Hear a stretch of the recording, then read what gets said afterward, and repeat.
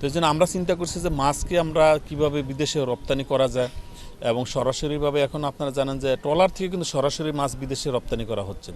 আমরা যদি সরাসরিভাবে পুকুর থেকে মাছ যদি সংরক্ষণ করে সেটাকে যদি সরাসরি রপ্তানি করা যায় তো সেই মাছের গুণগত মান ভালো থাকবে এবং বাইরেরা কিন্তু সেটাকে পছন্দ করবে।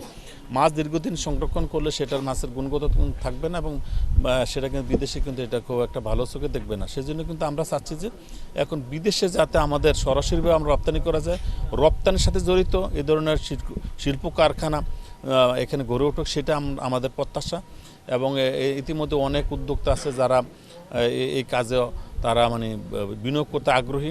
তো আমরা সেইগুলির দিকে আমরা অগ্রসর হচ্ছি, কারণ মাছের এখন বাংলাদেশের মাছের চাহিদা বিদেশে অনেক চাহিদা আছে, তো সেইটাকে আমরা বেশি প্রাধান্য দিচ্ছি আর কি।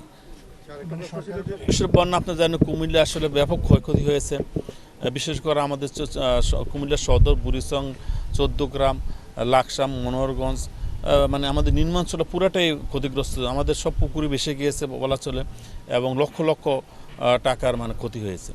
তো সরকার তো পুরোটা আসলে মাছ চাষিদের যে ক্ষতি হয়েছে সেটা কিন্তু মাছ চাষিদের পূরণ করা সম্ভব নয়।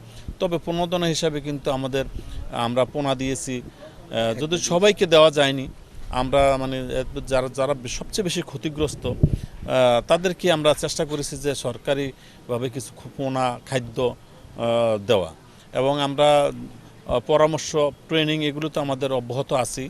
তো এইগুলো আমরা করেছি।